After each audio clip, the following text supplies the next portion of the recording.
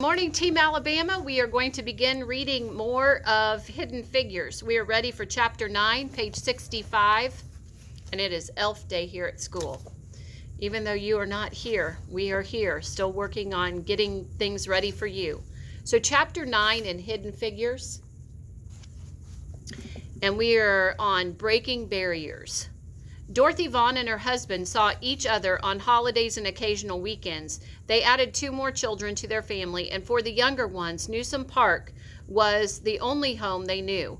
Dorothy loved staying home to take care of the new babies, but there was never a question that she would return to work as soon as possible after the children were old enough to stay with a babysitter. Dorothy's job at Langley provided the economic stability for the family.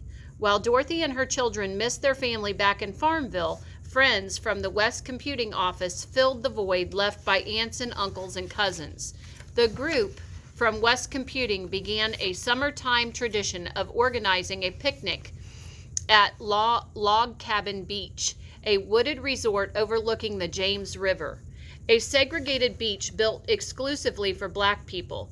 Dorothy preferred Log Cabin Beach to Bayshore Beach in Hampton, where a rope divided Bayshore from whites only and Buckrow Beach next door.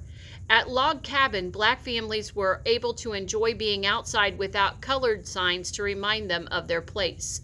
Dorothy earned a good salary, $2,400 a year. That's it for a year. Twice the average monthly wage for Black women in the 1940s. When the laboratory operated on a 24-hour schedule during the war, Dorothy had worked the 3 p.m. to 11 p.m. shift, taking care of her family by day and crunching numbers at night.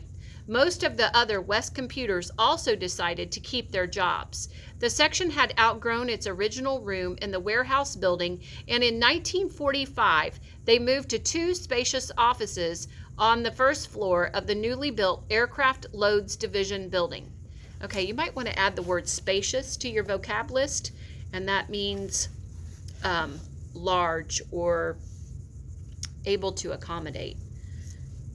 Page 66. Please read along in your Chromebooks with me.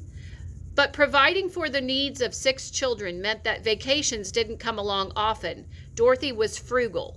Okay, and frugal is another word to add to your vocab, F-R-U-G-A-L. And frugal means that she did not spend a lot of money. She was careful with her money.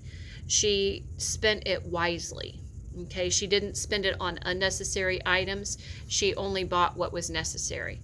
She sewed clothes for herself and her children. She clipped coupons and wore shoes until her feet pushed through the worn soles. She sacrificed for her children.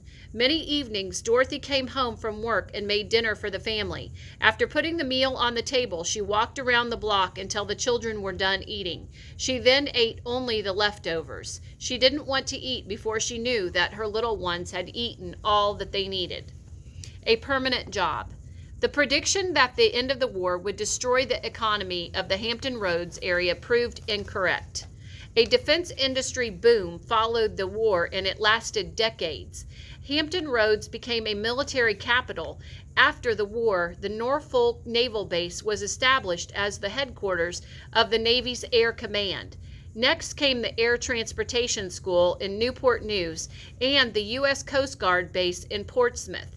In 1946, the Army decided to make